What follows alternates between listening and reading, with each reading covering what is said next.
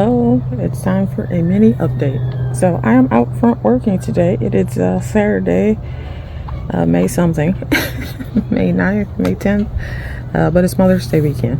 And so I have been out bright and early.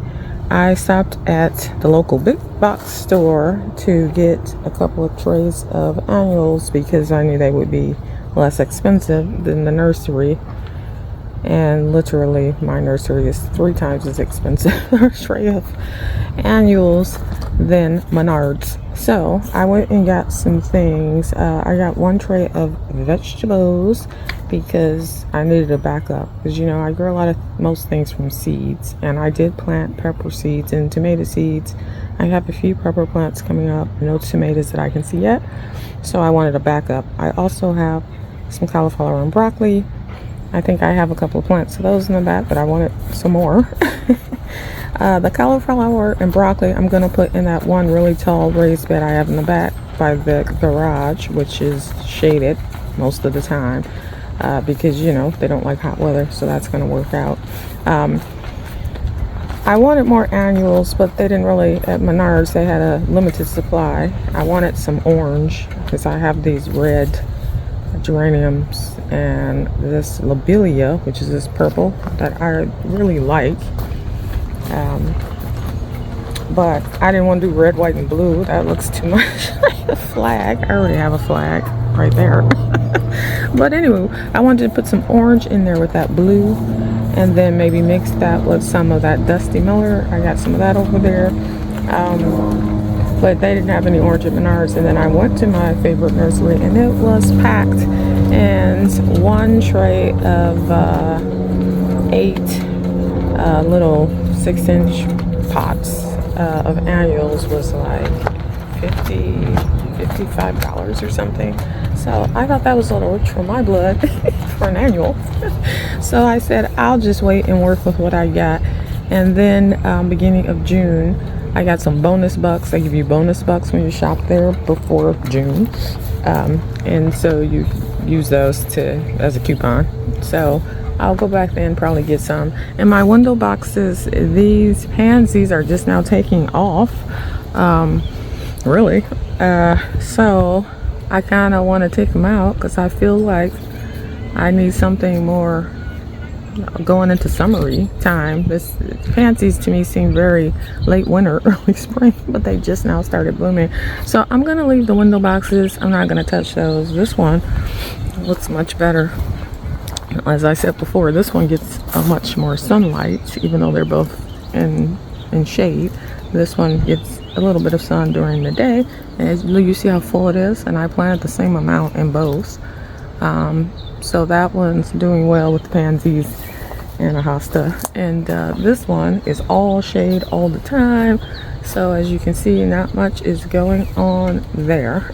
So I'm going to leave those for now, but what I'm going to do is plant up, hopefully I can get to it today, all of these annuals I got. Those red geraniums I'm probably going to put in some of these other pots because I have all these black pots that really don't have much in it. I did move some of the pansies to fill this pot out, which has a house plant in it, which I know will die at the end of the season, but I don't like that plant. So I want to get rid of it.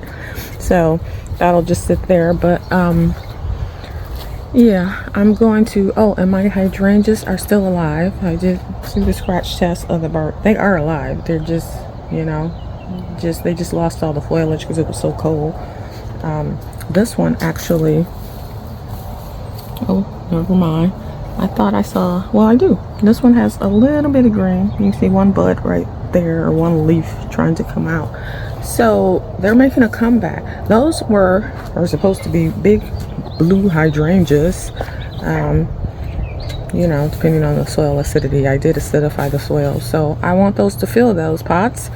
And hydrangeas usually can do well in shade, part shade, hard sun. So I'm hoping I can get those to grow, because otherwise I'm going to take these brown pots off this porch, because like I said, I have tried 11 different things in there and nothing has survived for very long. These 2 green pots I took the remaining pansies out of those. They just have a big hosta in the middle, and I think I'm gonna put geraniums around or next to that big hosta, so that'll be a bright and vivid, the red and the green. And then this pot has nothing in it. I can put some of those annuals in there. These two pots, I don't know if I might put some of the lobelia in here. Oh, actually, those two green pots, I was thinking about putting, I got some burgundy coleus. I was thinking about just putting that around that hosta because it is a bright color. And then I can use those because I only have, I don't know, 6 or 8 of those red geraniums. So I can use those someplace where they'll make more of an impact. But I'm thinking of moving also these pots because I like them here so I can water them because they have to be watered almost every day. But this mock orange, for whatever reason, isn't looking good. It was looking really good at first. It started, pushing out new growth. But now, I don't know, it looks kind of sad. And I've kept it watered. I have added fertilizer to the soil. I refreshed it. So I don't know. I might try some liquid feed and see if that does anything. My little whipcord is still holding on even though it's half brown. But it's still going strong. It just really needs to get established. It was so small when I got it. It was like a little 6-inch pot. And it's been outside all winter. So hopefully that gets big enough to literally fill that whole pot is my goal. So, today I have plans. It's Saturday. I usually go to mass on Saturday, so I have that. And then I'm going out to dinner with my friend this evening, and my daughter is here as well, and my son is here. So for Mother's Day, and I think my daughter is leaving today, so she won't tonight or something, so she might not be here tomorrow. So I'm going to spend time with them, but while it's cool, I want to get a little bit done out here. My main project out here, as I have said before, is this doggone walkway. That's really the only big thing I have left to do out here. So I'm going to just dig up. I was going to bring my weed whacker, but then the stuff would just grow back, these onions and this orlea.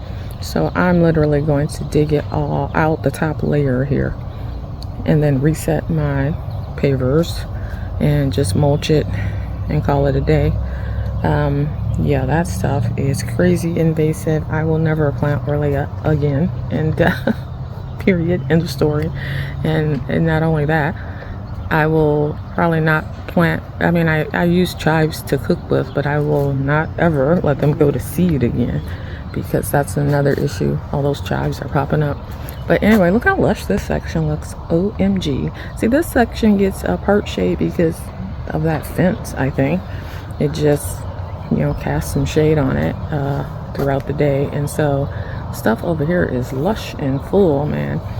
All right, so that is what I am working on today. I think I'll just add a little footage when I get done. I also have these gladiolas. I have like 150 of them, but what I do is I succession plant those. So I plant, a dozen every couple weeks or every week, and that way I can have them throughout the summer to use for my cut flower arrangements. Look, the alliums are starting to bloom, and if you can see that little one there, yeah. So I moved a few things around, but I'll talk about that during the next garden tour, because it was getting crowded in this section, this big section here. So I did move some things out of there into different spots, and because everything is just getting bigger, maturing finally. My bird feeder is doing great. You can see it now that I got that stronger shepherd's hook from Walmart. 17 bucks. That's a good deal. It's very solid and very sturdy. So, and I filled my hummingbird feeder. I've seen a couple of hummingbirds this week at the feeder, which is exciting. I have one in the back. I also have a bird feeder in the back too. So I try to take care of the wildlife as much as I can. And I keep my little bird baths out. They like those, especially once it gets hot. I always see birds in there splashing around or just drinking water. Yeah. So I will get back with you when I'm done working for the day or for the morning. All right. Bye-bye. Hello, I'm back. Now I didn't make it back the day I started the earlier project of planting up the annuals, but I am back Monday morning. It was a busy weekend, but I got those all planted up just yesterday on Mother's Day in the morning, and I am back to just cover what I did. So let me do this quickly. I am gardening in Kalamazoo, Michigan, zone 6A, and it is Monday, May 12th, bright and early before work. I did plant my brassicas. Let's see if I can get in here. I have this covered. Let me stand back. So it's covered. These are the 2 tall raised beds. They're like 3 feet tall or something, but it's covered with these little, I don't know, shelters, mini greenhouse things that I got from Gurney's. They were buy one get one free, basically, given the price. So I got like 3 of these this season, and they work really well for just protecting things in the early spring or early fall if you need to. So this is just cauliflower and broccoli, and this bed gets hardly no sun. I mean, there's a little bit of perk sun on it right now, but for the most part, once the sun starts moving, this is going to be shade. So I think the brassicas will do well here. There's still room in there, so I'll add something. I still have not potted up my little citrus trees. That's on my list for this week, but I did bring my figs, the 2 that are in pots, out. I have 2 that I have in pots that I take inside and keep in my grow tent over the winter, and then bring them back outside, because the ones I have planted in the ground, which I have 2, they die back to the ground every year, and so I never get figs because the figs never have time to mature before frost comes. So I've never gotten a fig from those 2 trees. And at this rate, it seems like I never will. However, I do have figs on these, as you can see already. It's just a matter of them maturing. So these are, I think 5-gallon little grow bags, because I need to be able to carry them. So I don't want to go much bigger than that. But once it's consistently warm, because here it's still cold, I think we just got to our last frost date probably this past week, but it's still cold overnight, and in the mornings it's like 40 degrees right now, but it's supposed to be 85 today. So, but on my deck I have just received, let's see, I got a Meyer lemon, a Cara orange, and a Persian lime. So they're tiny, but I'm gonna put those also in grow bags and leave those out over the summer, and then take them into my grow tent in the winter. Now I did plant up all of the little starts that I showed you in the earlier part of this video. So there were tomatoes, and I just put them in different pots that were empty, and then peppers as well. Like there's a couple I put in here with the mint. So I got plenty, I think, of tomatoes and peppers for this season. I mean, it's just me. I only eat so many. My peas, they're taking off finally. I planted these, oh my gosh, it's been over a month and a half. They're just now starting to grow. When the frost came, it did wipe out, like I said, some of my basil, which was okay because I have some in my green stalk that's still alive, and I planted some more seed. But it also wiped out my little starts of cucumbers that I had put out. So I don't know if they're completely dead or not. And then I put some of the peppers in here and the tomatoes.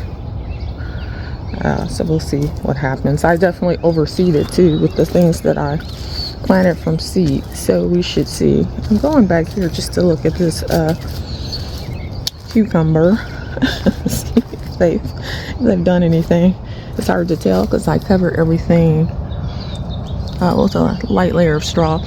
All right, so not sure if the cucumbers have survived or not, but I also planted my honeydew under here. And what else did I plant under here? I planted a few things. Honeydew, cucumbers. That's all I see. I know I planted watermelon too. I don't know if I planted it around here. Oh, and I planted cantaloupe under this little trellis thing that I've had for years. And then somewhere I planted a sugar baby watermelon. I am sure of that because I always plant one watermelon every season. Okay, so that's all I have to say about that. I got lots of annuals starting to grow now. They're just kind of getting size. This is my flower field, I call it, because it's mostly, well, it's all flowers. So there may be a couple of herbs thrown in, but it's for the most part cutting flowers. Columbine is blooming, as you can see. There's a white one and a kind of a pinkish one. Columbine, that is a perennial here, so it comes back for me every year. There's some more columbine. I grow a lot of Sweet William, which is a biennial. So I plant Sweet William twice a year. It's a biennial, I believe, so it doesn't bloom until year 2 is what I've read. And so far that kind of seems to be how it's going. I mean, but I just keep planting it twice a year. I plant it in the fall, and then I plant it again in the spring. So yeah, but everything's getting bigger, and I'm very excited about the peonies because this is the first year I should be able to harvest off of some of them that are finally mature enough, like this one. Of course, I've been hosing them down because of the ants. Ants love peonies. I mean, there's like some kind of sweet nectar or something that's released by them, and they'll be covered in ants. So you just hose it off with water. My new strawberry plants seem to be doing well. I gotta watch what I'm doing with the camera. I'm not even, let me zoom out. I think, yeah, that's better. It's too close. All right, the other exciting thing back here is that I seem to have baby blueberries here on this shrub, on that one. These are my more mature blueberry bushes. I have a bunch of new ones. I showed you that whole row that I planted, so that's exciting. Over here I have my currants and gooseberries and jostaberries, and they're all, as you can see, they all have little berries. Those are little gooseberries. So yeah, I get so many gooseberries every year. It's more than I could ever use. I freeze all these gooseberries and then end up not using them. I do have a friend now who actually likes gooseberries, so I should be taking her, hopefully, some bags of them over the season. But I don't know many people who eat gooseberries or who even have ever had a gooseberry around here. So yeah, I usually just make jam out of them and freeze them for later whatever use. Maybe I should try juicing them or something. Look at this peony. Oh, beautiful. I'm excited about the peonies for sure. Anyway, I'm running my mouth. I do have alliums. Let me walk. I have to go all the way to the other side. I do have alliums that are blooming. I need to actually cut some if I'm gonna cut them. Now is the time. I think I like to cut the alliums, you know, kind of right before they're fully open. It's the best time, I think. Tulips are dead. I'm not gonna cut the tops off of those. I'm gonna let them just die back on their own. We're pretty much done picking asparagus, at least I am. So I'm letting them go to fern. So if you don't pick asparagus, this is what happens. It just keeps growing and it turns into this ferny tall stalk, and that'll get more fern-like as it gets taller.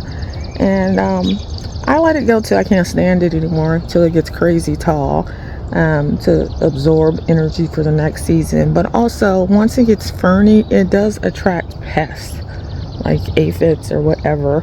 It attacks them, it attracts them once those ferns come. And so I've had to spray them once they get to that point. These chives are flowering very early, and I do not know why. These are yeah, I have two patches of this, but I'm gonna have to trim it back because I cannot allow that to reseed. It'll be a chive disaster. They'll be everywhere. Did you know that hollies put out little white flowers in the spring? So I don't know if I can get this. Oh goodness, it's hard to see. They're kind of going over now. But yeah, white flowers, I have trimmed these two severely just because I want them to have a more open shape. And I do use those in the cool months for filler for the bouquets. Oh, I finally made it. Here we go. Here are the alliums that are blooming now, and they are so pretty. Now I don't even have anything to go with them because yeah, I didn't plant with a big plan other than to plant mostly perennials, bulbs, so that I could keep getting flowers every year. So these are blooming. The only other thing that's blooming is columbine. So I will probably mix these with some kind of greenery, like some tree branches or something like that. Look at these two over here. Man, these are giant alliums. You can see that. That thing is like 4 foot tall. Anyway. So yeah, I got to come out and cut some of these, a few of these purple alliums. And that columbine is huge. It gets bigger every year. This is a honeysuckle back here. I think it's called Sweet Sensation. It's by Proven Winners, and it smells glorious when those yellow flowers bloom. It's sweet. It's wonderful. I have to cut it back to the ground. I usually leave it up there until, I might cut it in the fall this year. Last year I left it up until this season, but it was so much. It was such a mess because it grew in one season all the way from the ground up to the shed to my little heart, and it was attaching itself to the edge of the shed. That's how much it grew in one season.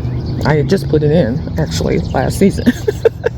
So that thing grows fast. So I will be cutting it back to the ground every year because I don't need anything that's out of control.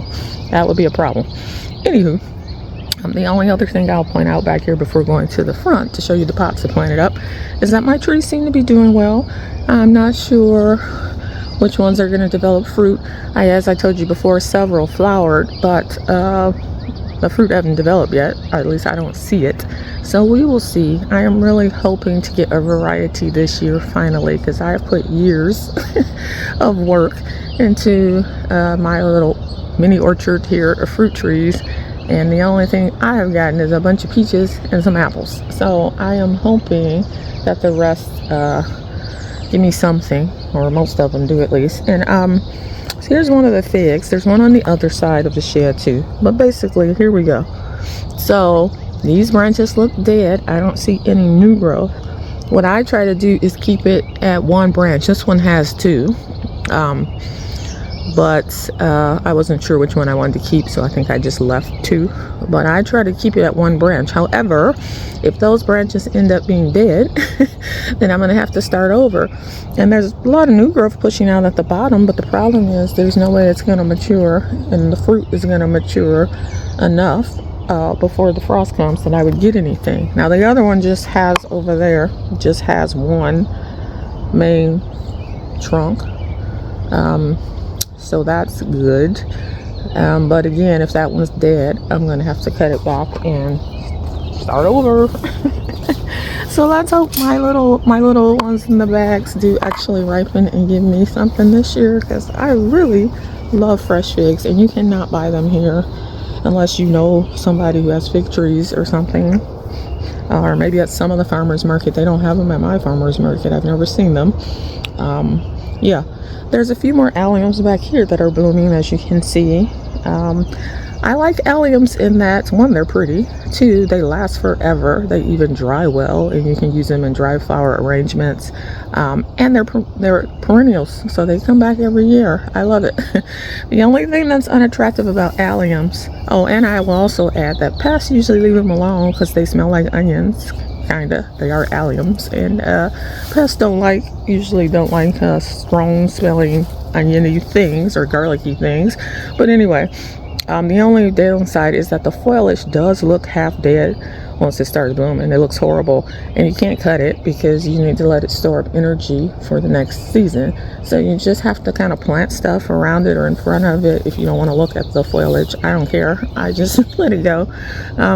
But things are filling in. As I said before, this is a sedum bed basically because I don't water over here very often. So stuff that's drought tolerant. One, peony did manage to stay when I was moving them, because I initially had a bunch of them here when I first started planting them, and then I decided they needed more sun. I didn't know what I was doing. That's when I first started my garden. I was just planting stuff wherever I thought it'd be cute, but that's one that I missed, and it continued to grow, you know, and put on size, so I just said I'd leave it over here.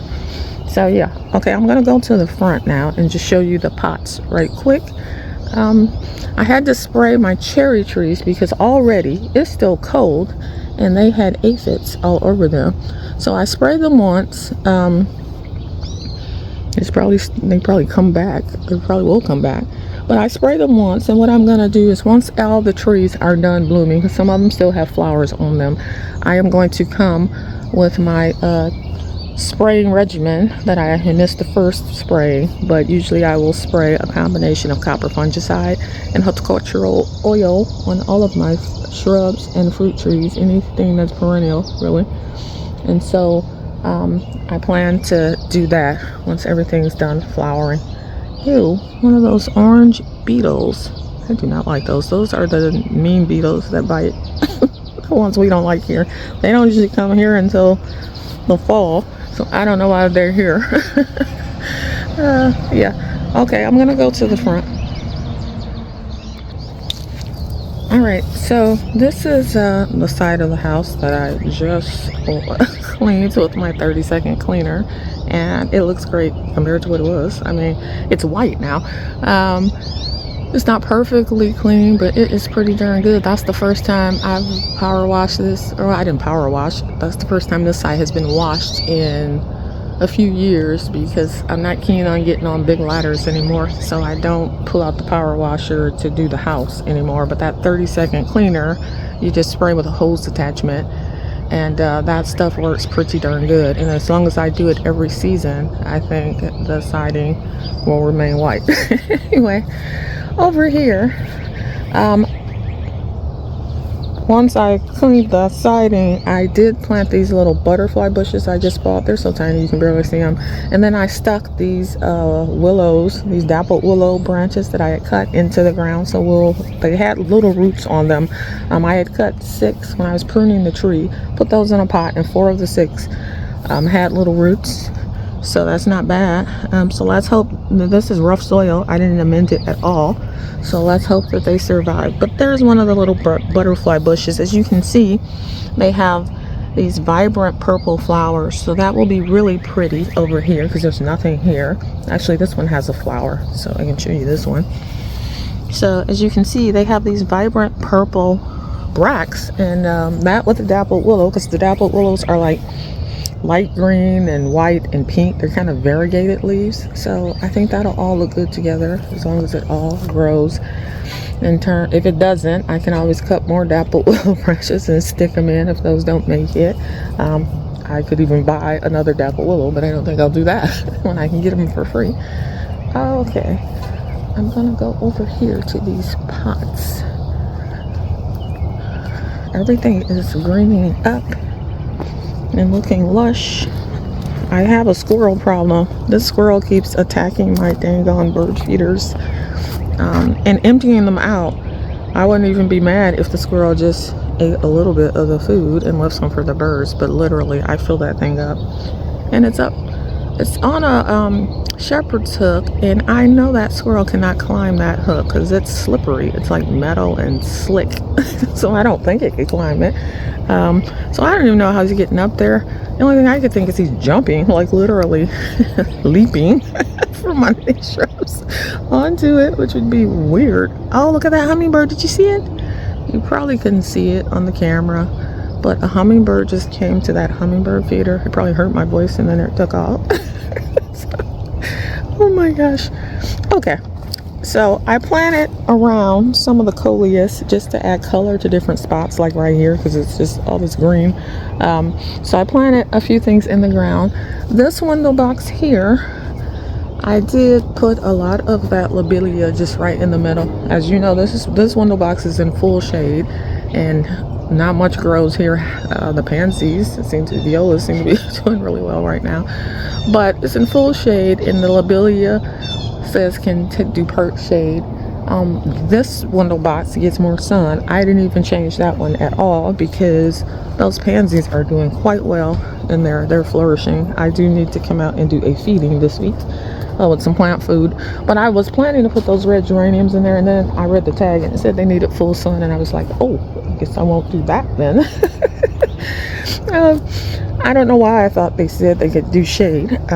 For some reason I thought it was a shade plant.